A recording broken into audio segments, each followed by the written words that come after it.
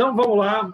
Baruch Hashem, já estamos no último Perek Hamishi. A gente parou na Mishnah Vav.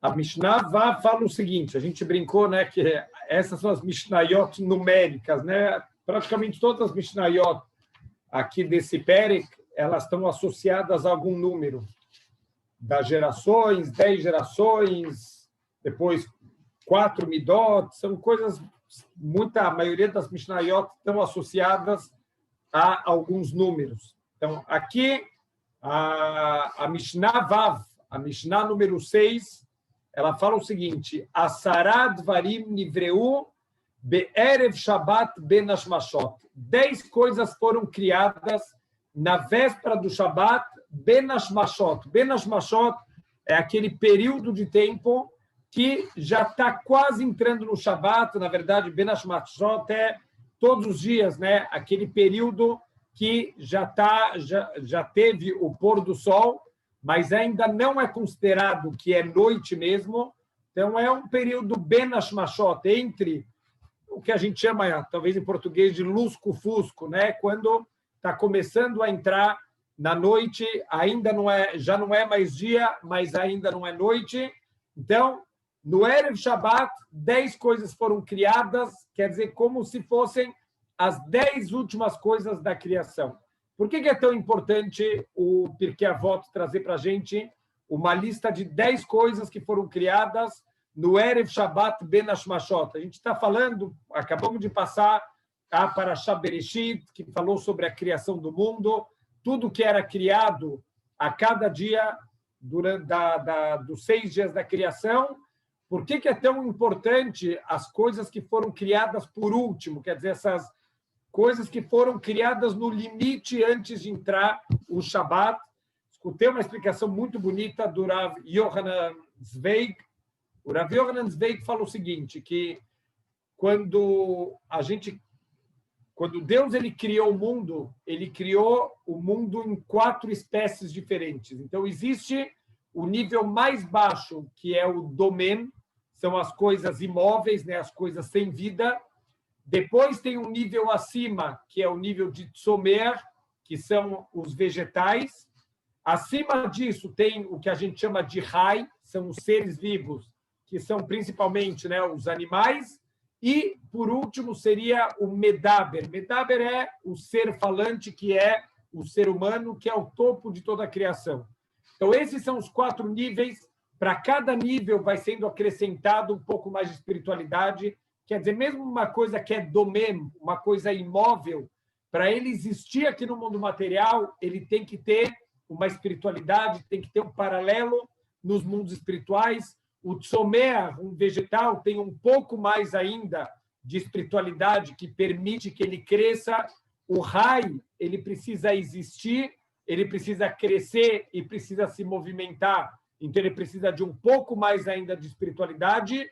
E o medaber, o ser humano, ele precisa, além de existir, além de crescer, além de se movimentar, ele também precisa de uma neshama para poder ter a fala e para poder ter o intelecto. Quer dizer, a neshama é o nível mais elevado de espiritualidade, como a gente já explicou algumas vezes, né? Que Deus soprou uma alma dentro do ser humano, quer dizer, uma parte é como se uma parte de Deus ela saiu e ela entrou dentro de Adam Arishon. Então, isso que dá para o ser humano a capacidade da fala e a capacidade intelectual. Então, tudo segue de acordo com a sua natureza. Então, o domem, uma coisa sem vida, uma coisa imóvel, uma pedra, alguma coisa, né, da natureza, ele foi criado para existir, para estar lá na natureza. E a mesma coisa, o vegetal, ele tem o seu papel específico, os animais e o ser humano. Mas algumas criações, Deus queria colocar nelas um potencial transcendental, que elas pudessem sair da sua característica principal e ter a capacidade até mesmo de mudar de nível. Para ter tanta espiritualidade desse jeito, essas criações, Deus ele teve que absorver. A gente sabe que o Shabat é a fonte de toda a brahá que a gente tem na semana, Isso depende do Shabat, tanto que até a terça-feira está relacionado ainda com o Shabat que passou, e a partir da quarta-feira isso já está relacionado com o próximo Shabat que está vindo. Então, na prática, a nossa vida está conectada diretamente com o Shabat, e toda energia que a gente vai ter na nossa vida, isso tem a ver com o nosso Shabat. Então, o Shabat é a fonte de toda energia, a fonte de toda brachá. Quanto mais próximo do Shabat alguma coisa foi criada, mais energia ele conseguiu receber do Shabat. É um dos motivos por que o ser humano ele foi criado por último, né? Dentro de toda a criação. Ele foi o criado mais perto do Shabat, justamente para poder absorver o máximo que ele podia das forças do Shabat. E essas 10 criações são criações com potencial de transcender. A gente a gente vai ver que são 10 coisas que elas conseguem sair do nível delas e chegar num nível acima. Olha que interessante. Veiluhen, essas são as 10 criações que foram feitas já no limite da entrada do Shabat, que precisavam de muita energia. Pia Aretz, a boca da terra. Que boca da terra é essa? A boca da terra que engoliu Korah, o Datan e o Aviram, que eram os líderes da rebelião contra Moshe Rabbeinu. Então, não está falando que abriu um buraco na terra. Está falando que abriu a boca da terra. Então, a terra, ela é domem, ela é das coisas imóveis. Coisas imóveis não tem boca para comer, mas a terra, ela conseguiu transcender. Então, Deus já criou a boca da terra as 10 coisas do Erev Shabbat. O Pia Be'er, a boca também do poço de Miriam, esse poço que acompanhava o povo judeu no deserto. O Pia Aton, a boca da mula de Bilam. Então, também a mula, a gente sabe que é um raio, é um animal, não é um medaber, não é um ser falante, mas Deus está dando para essa mula o poder da fala, de um medaber, quer dizer, também transcender para um nível mais alto. A Keshet, que é o arco-íris que Mina Shamayim, Parashat Shavua, foi o sinal que Deus ele fez com Noah, que nunca mais ele vai mandar um dilúvio, é um pacto, como se fosse um pacto de paz, que é a combinação de todas as cores também, para mostrar a união, para mostrar que essa é a maneira da gente manter o mundo para sempre. Toda vez que tem união, mesmo que cada cor tenha a sua característica, tenha a sua individualidade, mas no arco-íris elas conseguem todas trabalhar junto. Veaman, o man, aquela comida milagrosa que caía do céu, na quantidade que cada um precisa. Então, uma comida que é suficiente, que se guardasse para o dia seguinte ela apodrecia, mas que no Shabat caía uma porção dupla e no dia seguinte não apodrecia, para ver que todo o nosso sustento ele está 100% nas mãos de Hashem. Vea Matê, Matê é aquele cajado, o Rav Ovadia Barternura fala que esse cajado ele era feito de safira, era o cajado que Moshe Rabbeinu ele fazia todos os milagres que ele precisava fazer em nome de Hashem, ele fazia com esse matê, com esse cajado. A Shamir, o Shamir, ele traz aqui, era talvez um inseto, um bichinho, uma tolá, um verme, que ele tinha uma capacidade interessante. Ele consegue cortar pedras e ele consegue fazer gravação. Então, assim o Rav Ovadia Barternura explica que as pedras que o Kohen Gadol ele usava na roupa dele, ele tem pedras nos ombros dele e ele tem pedras no Rosh Mishpat, no peitoral dele, e estão escritos os nomes de todas as tribos. Então, como que foi feito a inscrição? Não era com tinta, era com esse verme chamado Shamir, que era pintado com tinta em cima da pedra e soltavam esse verme e ele ia lá fazendo os recortes, fazendo a gravação na pedra. Então, esse ser ele já foi criado também, um ser que está muito diferente, né, da característica de qualquer outro animal. Vê Aktav, Aktav ele traz aqui o Rav Ovadia Barternura, Tsurata Otiot Shehayu Hakukim Baluchot, que é a forma de todas as letras que estavam inscritas nas Luchot, nas tábuas que Hashem entregou para Israel, onde estavam os Aseret Dibrot. A gente sabe que não era simplesmente tábuas, né, onde estava escrito as coisas, eram tábuas completamente milagrosas, porque olha aqui que a próxima criação, Aktav, quer dizer, é a forma da letra, Ve'amirtav, o que é a Mirtav? Era a inscrição, quer dizer, é uma inscrição tão milagrosa, Falurav Ovaden Bartenura, Sheayu Nikraim Mikola Arba Tzdadim. Ela podia ser lida, essa inscrição dos 10 mandamentos, de qualquer um dos lados da pedra, qualquer um dos 4 lados, você podia ler o que estava inscrito na pedra. Olha que incrível, um dos grandes milagres que acontecia, e isso tem uma explicação muito bonita para a nossa vida.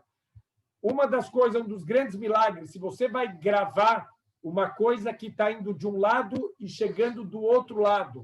Aqui tem 2 problemas. A letra Samer e a letra Mem, se você escavar elas de um lado até o outro de uma pedra, a parte central delas, que é uma parte sólida, ela não tem sustentação e mesmo assim nas Luchot, elas ficavam flutuando. Quer dizer, é um milagre que Hashem já criou antes, né, mais próximo possível do Shabat, para poder pegar toda essa energia para acontecer esse milagre.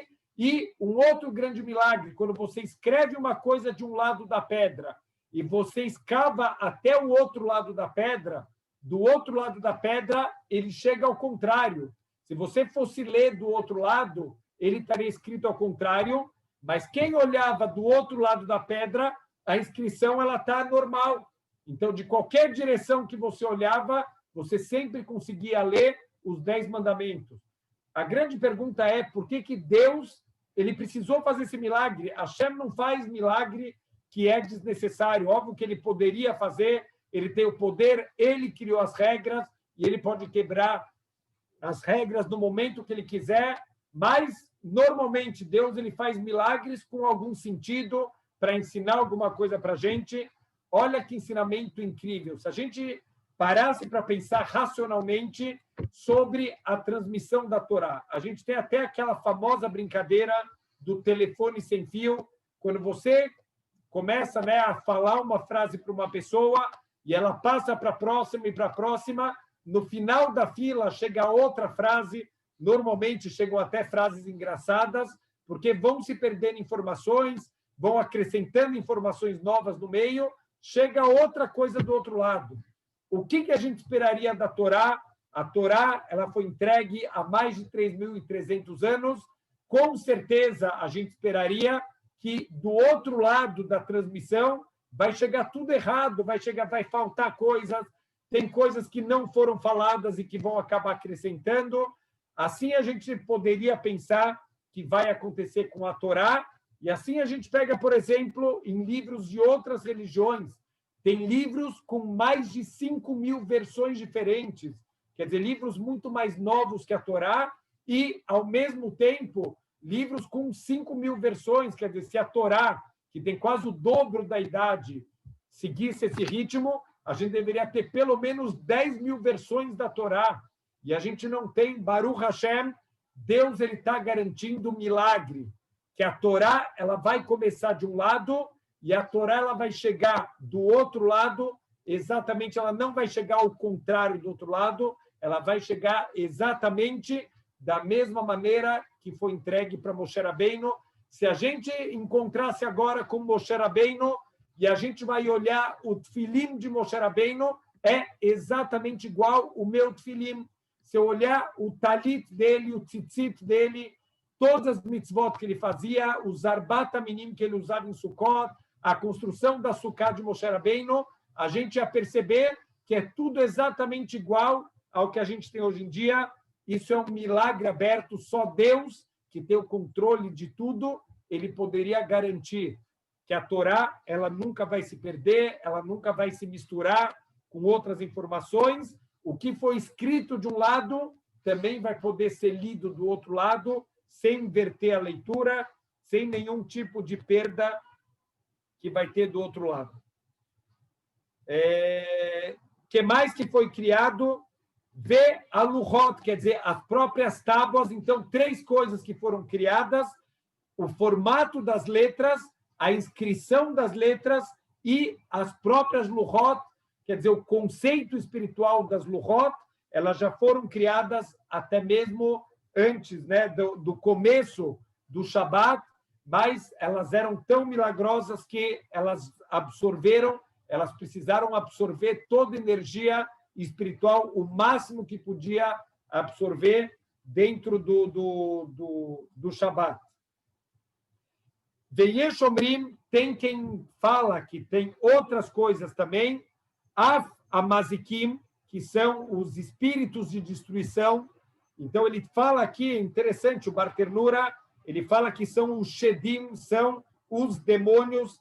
A gente tem que saber que no mundo espiritual existem os Malachim, tem as criações que fazem a vontade de Hashem, existem os Shedim, que são os anjos também, na verdade são demônios, mas a verdade é que todos eles também, obviamente, estão sob o controle de Deus, mas eles têm um papel de causar destruição aqui no mundo material, e a gente precisa ser muito cuidadoso com os Shedim e para não fazer nada que possa atrair e que possa trazer eles para perto da gente. Uma das coisas interessantes, né, que a gente sempre comenta, o cuidado com a Kedushá, por exemplo, da nossa fala. Quando alguém fala coisas, o Hafetz Haim, ele traz muito isso nos livros dele, que uma pessoa que está acostumado a ficar falando Lashon Hará, ele atrai em volta dele espíritos ruins, coisas negativas, o maruah, um espírito de impureza, e isso começa a prejudicar até as mitzvot que a pessoa ela vai fazer na vida. O Kvurató Shel Moshe, também o que foi criado antes de começar o primeiro Shabat, o túmulo de Moshe Rabbeinu, o lugar escondido onde Moshe Rabbeinu foi enterrado. É muito interessante que no final da Torá está escrito que nenhum homem sabe aonde foi enterrado Moshe Rabbeinu. Está escrito Ish. Ish normalmente é a forma como o próprio Moshe Rabbeinu ele era chamado. Então está escrito que nenhum homem sabe exatamente qual foi o lugar onde Moshe foi enterrado. Deus ele fez esse último Hesed. Daqui a gente aprende um dos maiores níveis de bondade que um ser humano ele pode fazer é você se ocupar com o enterro de uma pessoa. Isso Deus pessoalmente enterrou o corpo de Moshe Rabbeinu e não revelou para ninguém aonde o corpo de Moshe está enterrado. A explicação mais simples disso, o que quer dizer que Deus não mostrou para ninguém? Deus não queria que o túmulo de Moshe Rabbeinu virasse um centro de idolatria. As pessoas vão lá e vão acabar idolatrando o grande Moshe Rabbeinu. Hashem não quer isso, ele escondeu o corpo de Moshe Rabbeinu. Mas tem uma outra explicação, que Deus escondeu o corpo de Moshe Rabbeinu da própria alma de Moshe Rabbeinu. Porque isso, normalmente, quando a pessoa morre, a alma dele quer fugir, a alma dele quer ir embora, porque ela cansou de sofrer aqui no mundo material. Quando a gente causa sofrimento, a gente não faz as mitzvot, quando uma pessoa faz uma transgressão, isso causa muito sofrimento para a alma. Quando a pessoa ela falece, a alma quer sair correndo. Moshe Rabbeinu, ao contrário, ele chegou num nível de shalom, ele chegou num nível de equilíbrio entre o corpo e a alma, que a alma não quer ir embora. E Deus teve que prometer para essa alma de Moshe Rabbeinu que se ela saísse do corpo, ela ia poder ficar do lado do Kisei HaKavod, do trono de Hashem, e mesmo assim Deus cuidou para esconder o corpo de Moshe Rabbeinu da Neshama, para que a Neshama de Moshe não queira voltar para o mundo e voltar para o corpo dele. Bezrat Hashem, isso só no momento do Tchiat HaMetim, quando chegar o momento da ressurreição dos mortos.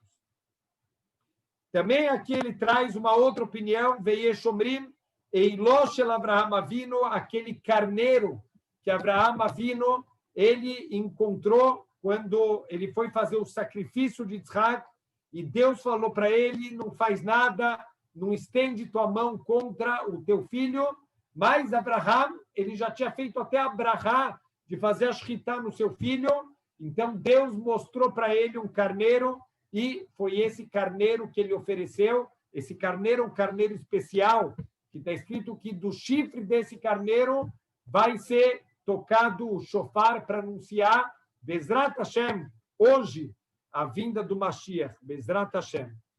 Veyesh Omrim, e tem quem diz também, Af Tzvat Bitzvat Asuyah. Olha que interessante, ele fala que o alicate é uma ferramenta que, para ela poder ser criada, ela tem que ser criada com outro alicate.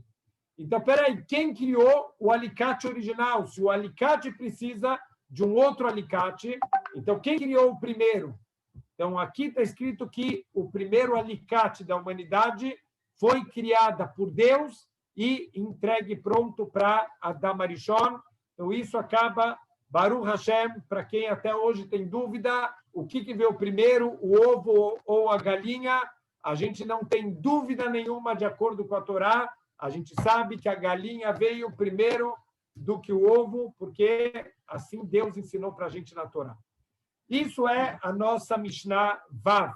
A Mishnah Zain fala o seguinte, Shiva Dvarim Begolem, a gente viu isso, Baruch Hashem, quando a gente estava falando no Orchot Tzadikim, sobre a importância da fala, os cuidados com a nossa fala, a importância, mais importante do que a fala, a importância do silêncio, a sabedoria de quando não falar. Então, só para relembrar, a gente já deu uma olhada nisso, mas 7 coisas são características de um golem. Golem é um estúpido. Olha como o Bartenura explica, da onde vem a linguagem golem, vem de Homer Gelem. Homer Gelem é a matéria-prima. Quando você vai criar qualquer coisa, você começa a partir de uma matéria-prima. Assim também, uma pessoa estúpida é uma pessoa inacabada, uma pessoa que não conseguiu desenvolver o seu intelecto. Então, 7 características definem uma pessoa estúpida, uma pessoa que o intelecto dela não se desenvolveu. Veshiva Beraham, e 7 características definem um Raham. Vamos tentar se apegar, Bezrat Hashem, nessas 7 características do Raham, para assim a gente se comportar na vida. Raham, em nome da Berbifnei Mishel Gadol Mimeno, Bechochma u Beminyan. Quem é sábio não fala diante de quem é maior do que ele em sabedoria e em idade. Tem muitas histórias do Talmud, de Rabanim, que eles não só não queriam falar, eles não querem entrar num lugar na frente de alguém que é maior que eles em sabedoria ou mais velho do que eles. O quanto a gente tem que dar kavod, isso é um comportamento de infantilidade, de maturidade, a pessoa querer mostrar que ele sabe tudo, querer falar na frente dos outros, querer ser o primeiro a responder. Normalmente, quem quer ser o primeiro a responder, ele responde sem pensar, ele responde por gavá, por orgulho, porque ele quer mostrar que ele sabe. Na verdade, ele está demonstrando que ele é um grande tolo. Ele nunca interrompe o seu companheiro, ele deixa o companheiro terminar a ideia, ele respeita a opinião dos outros, ele quer escutar para mostrar que ele dá kavod para a opinião de cada pessoa. Então, é considerado não só falta de sabedoria, é considerado também falta de respeito. Quando você não deixa uma pessoa terminar a frase dela, isso é falta de derech eretz, a gente não tem nem respeito pela outra pessoa. A terceira característica, ele não é precipitado para responder as coisas, ele espera o momento certo, ele reflete bastante. A gente falou que todos os animais kasher, eles têm características que a gente quer absorver no momento que a gente vai consumir a carne deles. Então, uma das características para um animal ser kasher, ele tem que ser ruminante. O que é o ruminante? Ele fica mastigando, a comida desce, depois ela volta de novo, ele mastiga ela mais um pouco. Assim tem que ser um Yehudi tem que ser ruminante com as suas ideias, sempre ele tem que estar procurando entender um pouco mais. Tudo que a gente escuta, a gente está na geração das fake news. Não passa para frente informações sem ter certeza que são verdadeiras. Quantas pessoas, infelizmente, acabam passando para frente aquelas correntes. Se você não passar para frente essa mensagem, 12 coisas ruins vão acontecer na tua vida, ou passa essa corrente para frente, porque o Rav Chaim Kanievski pediu para passar essa corrente de WhatsApp. Como se o Rav Chaim Kanievski vai pedir para a gente fazer? Se o Rav Chaim Kanievski pediu para a gente fazer Teilim, para a gente fazer Tefilá, tudo bem, mas não acredito que o Rav Chaim Kanievski vai pedir para a gente mandar uma corrente de WhatsApp para frente. Então, a pessoa tem que ser sempre ponderada, sempre para pensar. Antes de responder, reflete, vê se é isso mesmo. Já falamos dos malefícios da gente ser precipitado. O fruto da precipitação é o arrependimento. Quando a gente é precipitado, normalmente a gente vai se arrepender, a gente vai ficar chateado e a gente vai pensar por que eu não fiquei de boca fechada. Então, vamos pensar isso antes de falar e não depois de falar. O quarto ponto é Shoel Kainyan, o Meshiv Kalahá. A gente pergunta no ponto, quer dizer, perguntar sobre o que está sendo ensinado. Quando alguém está se ocupando de um assunto, não distrai ele com outras perguntas, com outros assuntos, desvia o pensamento. O que vai acontecer? A pessoa vai acabar te respondendo errado se ela não está dentro do assunto. Se ele não está realmente com o assunto na cabeça, na ponta da língua, é muito provável que ele vai te responder errado. Então, pergunta o que a pessoa está falando, o Meshiv Kalahá, e também responda de maneira adequada. Aqui também uma outra forma de entender esse ensinamento, quando você pergunta de maneira correta, você causa que a pessoa vai te responder de forma apropriada. Quer dizer, se você pergunta o que a pessoa está ensinando agora dentro do assunto, você vai causar uma boa resposta na pessoa. Se você desviar ela, perguntar coisas que talvez ela não domina, que agora não está na cabeça dela, ao contrário, você pode estar causando que ela vai te dar uma resposta que não é adequada. A quinta característica de um Raham, Omer al-Rishon Rishon ve'al-Acharon Acharon, essa pessoa ela vai responder cada coisa de acordo com o que foi perguntado. Quer dizer, ela tem a cabeça organizada. Se você fizer 10 perguntas para ela, ela vai te responder cada pergunta na ordem correta. A sexta característica, Alma shelo shama, Omer lo shamati, a gente já falou, essa é uma das características dos grandes sábios de Torá. Eles não têm vergonha nenhuma de falar, não sei, não escutei. Alguma coisa que você não escutou, não tente enrolar outra pessoa. Mas se eu falar que eu não sei, vão achar que eu sou tolo.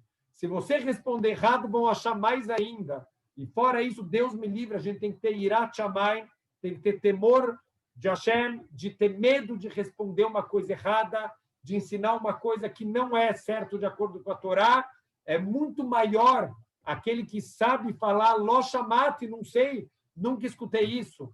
Alguns lugares da Torá, Urashi, que comentou todo o Talmud, todo o Tanar, ele fala, não sei, em odeia, não sei o que significa isso. Por que ele não ficou quieto? Porque ele sabe que tem uma explicação, mas ele não sabe qual é, e ele não tem vergonha nenhuma de falar, olha, tem explicação, não tive o mérito de entender e de saber explicar. Isso mostra a grandeza do Urashi. E, por último, o modé alaemet. Isso é um grande sinal de sabedoria, quando a pessoa ele concorda com a verdade, mesmo que você estava defendendo um lado da história, um lado, uma opinião, e você descobre que tua opinião estava errada, você concorda, olha, verdade, você tinha razão desde o começo. Olha que incrível o quanto é difícil isso. Às vezes a pessoa sabe que ele está errado, nem a pessoa acredita no que ele está falando, mas ele não quer abrir mão, ele não quer emeter, ele não quer a verdade, ele quer ganhar a briga, ele quer ganhar a discussão, e infelizmente a pessoa segue a vida inteira dele defendendo uma grande mentira que nem ele mesmo acredita na própria mentira dele. Então, essas são as 7 características do Raham, Bezrat Hashem, que a gente possa se conectar com essas 7 características, que além de sabedoria, demonstram Derech Eretz, demonstram a nossa educação, o nosso cuidado com a honra dos outros. Então, são as 7 características que devem ser encontradas, Bezrat Hashem, na gente. Vehilufehim begolem. E o contrário dessas 7 características é a demonstração que a pessoa é um grande estúpido e uma pessoa sem derech eretz, sem nenhum tipo de sabedoria. Vamos lá para a Mishnah Het, a Mishnah 8. Shiva minei puranuyot baim laolam al shiva gufei averá. Tem 7 tipos de desgraça, 7 tipos de castigos que elas vêm para o mundo por causa de 7 tipos de transgressão. Olha o que essa Mishnah está ensinando.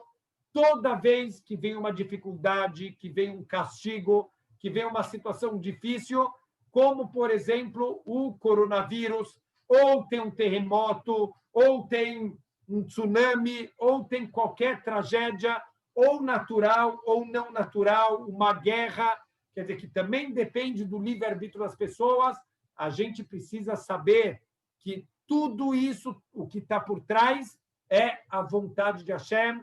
Nada acontece no mundo que não é a vontade de Hashem. Qual que é o grande problema que a gente tem hoje em dia na humanidade? Que quando acontece um tsunami, as pessoas estão preocupadas em explicar a movimentação das placas tectônicas que geraram um abalo sísmico, que formaram ondas gigantescas, e isso causou a morte de 150 mil pessoas. Espera aí, isso é consequências no mundo natural, consequência na natureza, é a forma de Deus ocultar a face dele. Mas o que está por trás disso? Olha que incrível, ontem não deu tempo de falar e eu fiquei muito chateado, mas Mina Shamayim Hashem, ele é incrível. Baruch Hashem, a gente vai conseguir colocar aqui no shiur de hoje.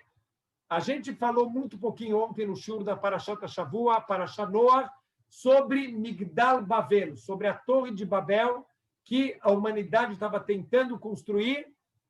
Tem um Midrash, olha que incrível, assim escutei do Rav Soher Fran, tem um Midrash que fala que ele pergunta aonde está hoje em dia a Torre de Babel, aonde ela foi parar, aquela torre tão alta que as pessoas queriam alcançar o céu, aonde está essa torre? Fala o Midrash, 1/3 dessa torre foi completamente destruído. 1/3 dessa torre ela afundou na terra, mas de tempos em tempos ela coloca a cara dela para fora e a terceira parte, o terceiro terço da Torre de Babel, ela continua de pé e ela é tão alta, mas tão alta, que olhando lá de cima, as palmeiras gigantescas parecem um pequeno gafanhoto. Qual que é a explicação desse Midrash? Então, óbvio que a gente não pode nunca duvidar. Esse Midrash é impossível ser verdadeiro. Quem faz isso é Kofer, está negando o poder de Hashem. Deus, ele pode fazer o que ele quiser. Então, é proibido não acreditar no Midrash, porque parece fantasioso demais. Hashem pode fazer o que ele quiser. Olha quantos milagres. Hashem, ele criou o mundo. Quer dizer, ele não pode fazer um evento porque parece muito milagroso. Aquele que criou o universo inteiro, ele faz o que é a vontade dele. Então, é proibido a gente olhar o Midrash e falar, não, esse Midrash não é verdadeiro, esse Midrash ele é fantasioso demais. Mas, o que sim, existe uma transmissão oral que muitos Midrashim, eles não devem ser entendidos de forma literal. Eles são, na verdade, um ensinamento, uma analogia a alguma coisa mais profunda. Então, olha que interessante que o Rafran, ele traz que, na verdade, esse Midrash, ele é uma analogia que existem 3 motivos que o Talmud ensina para a gente por que a humanidade criou a Torre de Babel. O que eles queriam com essa torre tão alta? A primeira explicação é que eles querem lutar contra Deus. Eles são hereges, eles querem negar Deus, eles querem destruir, eles querem tirar o poder de Deus, eles querem ter o poder sobre o mundo, Então, eles estão construindo uma torre, que essa torre ela chegue até o céu, e essa torre eles vão chegar lá com machados para lutar contra o Criador do mundo. Esse é o primeiro motivo. O segundo motivo, eles fizeram a seguinte conta. Foram 300 anos, um pouco mais de 300 anos depois que aconteceu o dilúvio. Sabe o que eles falaram? Olha, na verdade, o dilúvio ele é um fenômeno da natureza. De tempos em tempos, as águas de cima elas vão se acumulando. Tem uma hora que o céu, o firmamento, ele não aguenta mais e ele colapsa, ele cai. Vamos construir um grande pilar. Esse pilar vai sustentar a hierarquia, vai sustentar o firmamento e nunca mais vai acontecer um dilúvio. E o terceiro motivo que os nossos sábios eles trazem sobre a construção era para ser um obelisco, um marco para celebrar a união da humanidade. Então, olha que incrível, esses são os três motivos. A gente precisa entender, primeiro, qual que é o erro dos três motivos e o que esse Midrash está ensinando para a gente. Fala o Rafran, o que significa que eles querem lutar contra Deus? Isso é a filosofia, a gente não quer leis divinas, a gente quer fazer a nossa vontade, carpe diem, curte a vida de prazeres. Deus está me tirando prazeres, eu não quero as mitzvot da Torá, porque se eu seguir as mitzvot da Torá, eu preciso guardar Shabat. Então, no Shabat, eu quero ficar usando o celular, eu quero no Shabat passear de carro, eu quero no Shabat ficar no computador. Hashem está tirando meus prazeres, eu quero fazer o que eu tenho vontade.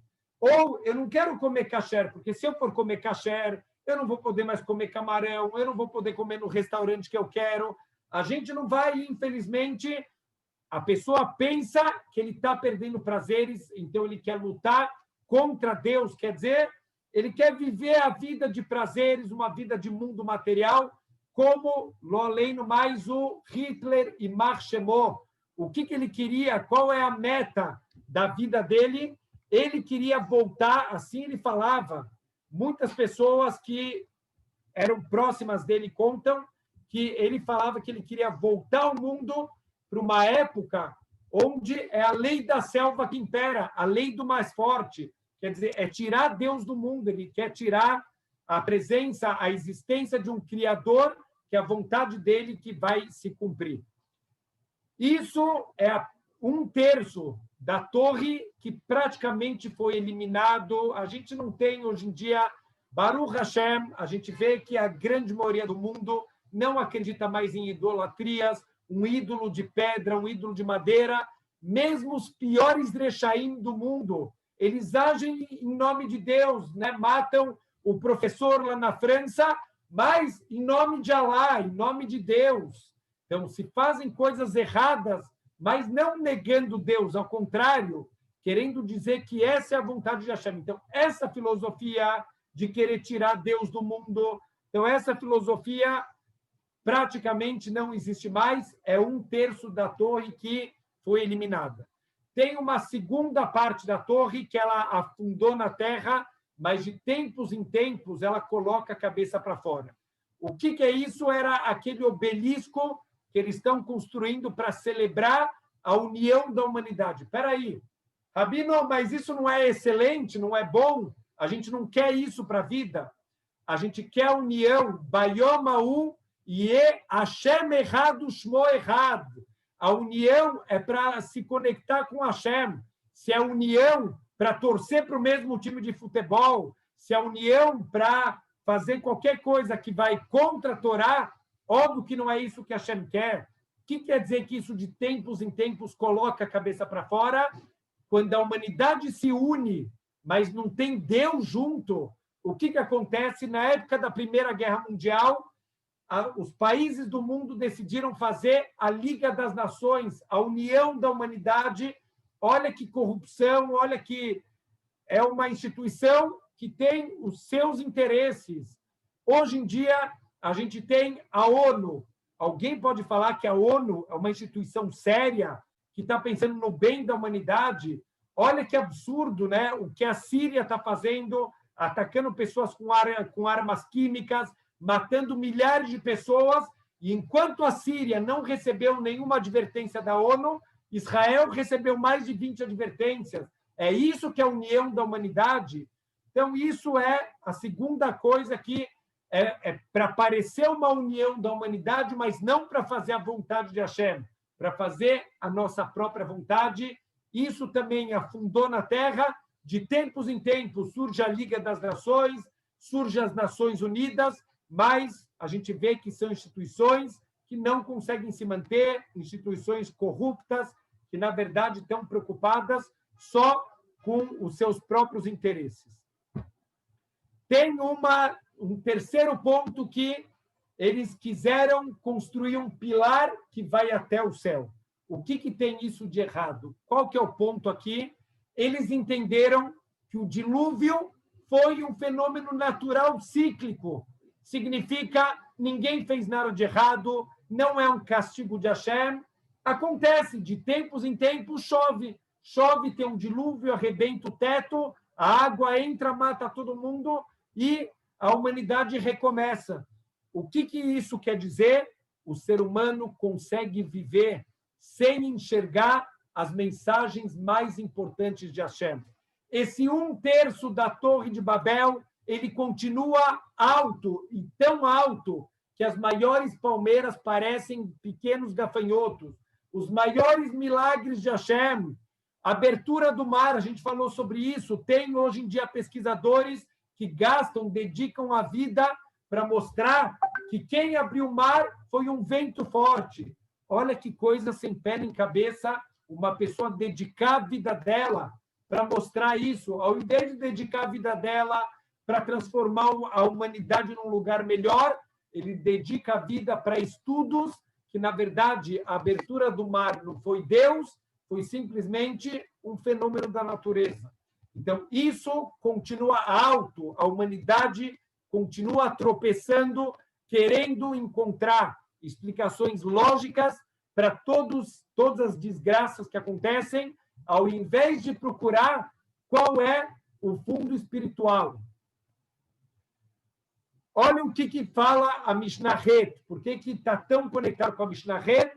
7 desgraças vêm no mundo por causa de 7 tipos de averot. Deus está falando com a gente, Deus está transmitindo para a gente mensagens. Deus não é um ser maldoso que quer destruir, quer mandar um dilúvio. Ele é um ser que quer ensinar, que quer que a gente cresça, que quer que a gente chegue na perfeição. E como um bom pai, quando precisa, ele dá tapa. Como um bom pai, quando precisa, ele dá um puxão de orelha. Então, assim também a humanidade tem que aprender. Quando vem uma dificuldade, isso é Hashem falando com a gente. Então, quais são as averotas? A gente vai ver que muitas coisas vêm no sistema de Midah Keneged Midah, medida por medida, associado com o erro que a gente cometeu, assim vai vir o castigo Mina Shamayim. Quais são as 7 categorias e quais são os castigos, né, que estão associados? Miktsatan Masrim, o Miktsatan Einam Measrim.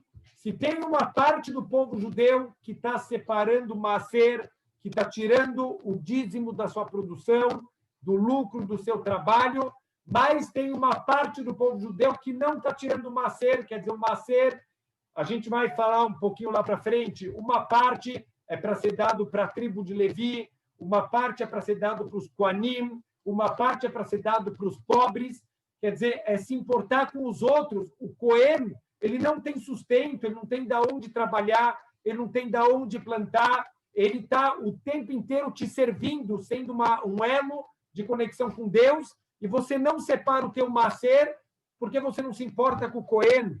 O que acontece?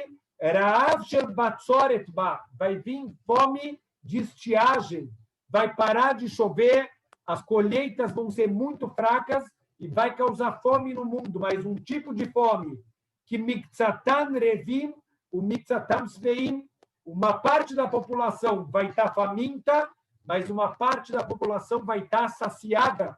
Me dá que me dá. Uma parte tira maaser, uma parte não tira, uma parte vai ter comida, uma parte não vai ter comida. Nossos sábios falam Aquele que não tira maaser da produção, que não tira os seus 10%, ele vai terminar que o salário dele vai virar aqueles 10%.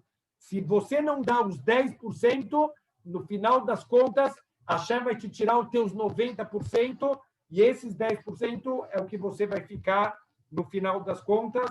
É muito importante a gente tirar o maaser.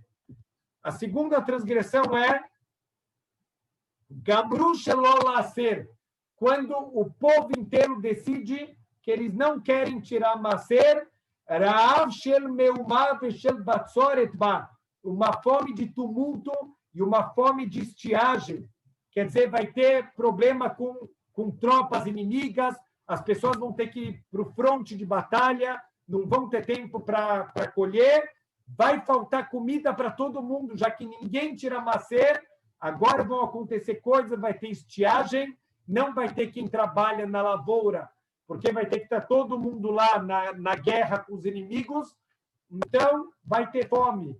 Olha que incrível, Deus controla também a cabeça dos nossos inimigos. Tudo é vontade de Hashem, a gente tem que saber, tudo que acontece na nossa vida tem uma mensagem de Hashem. Óbvio, a gente não precisa ficar louco, mas não estou entendendo, a pessoa entra em paranoia, mas pelo menos o Heshbon Nefesh, a gente parar, por que está acontecendo isso, por que Hashem me mandou isso, por que Hashem me mandou aquilo, muita coisa a gente sim vai entender e vai conseguir consertar.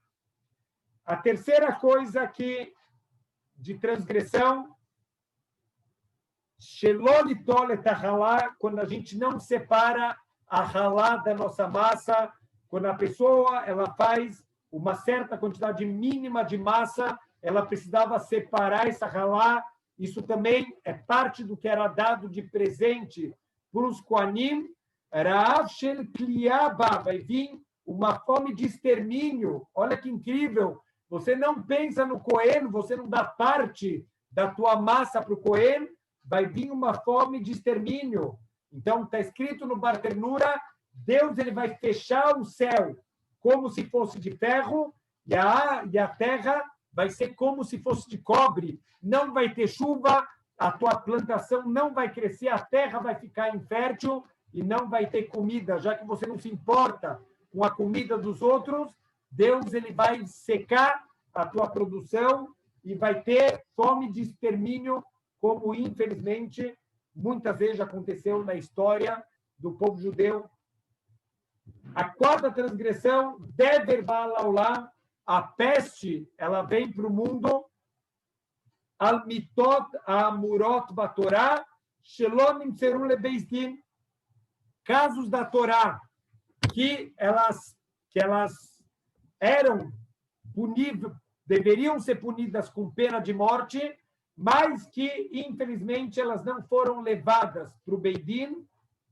Então, quer dizer, o desvio da justiça, pessoas que não se importaram, gerações que não se importaram com o cumprimento da justiça aqui no mundo, Veal Perot Viit, e quando as pessoas não se importaram em cumprir as regras do ano de Shemitah, que a gente não pode ter proveito financeiro das nossas colheitas. E, só para a gente terminar essa Mishnah, a quinta transgressão, porque o resto vai vir na próxima Mishnah, que a gente vai continuar na semana que vem. Herev Ba'alaolam, espada vem no mundo, quer dizer guerras, lutas entre os povos. Por que isso vem no mundo? Al-Inuyadin, também o adiamento da justiça, quando um Beidin poderia fazer as coisas agora e fica protelando, fica querendo talvez proteger um lado. Deus nos livre mais. Olha o que a gente está vendo com a justiça brasileira, os absurdos, os desvios que estão tendo para estar acobertando pessoas que fizeram coisas erradas, que todo mundo sabe que está errado, mas por dinheiro, por honra, por todos os motivos do mundo, alivutadin, pela perversão da justiça, quer dizer, os desvios de julgamento, veala morim batorá shelokalahá, pessoas que ensinam Torá de maneira distorcida, o que infelizmente aconteceu muito forte com todo esse movimento reformista que acaba ensinando a Torá de uma maneira completamente equivocada, mostrando que tem leis que são do passado, só pessoas que moravam nas cavernas, mas que não se aplicam mais.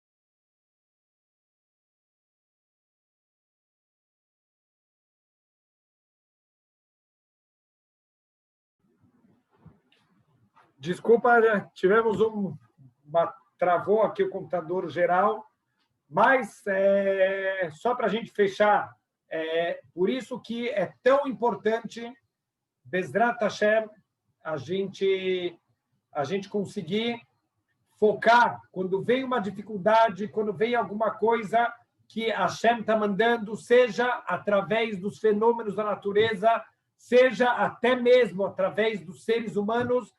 Isso é Hashem falando com a gente, se comunicando, para a gente aprender alguma coisa, para a gente mudar alguma coisa na nossa vida.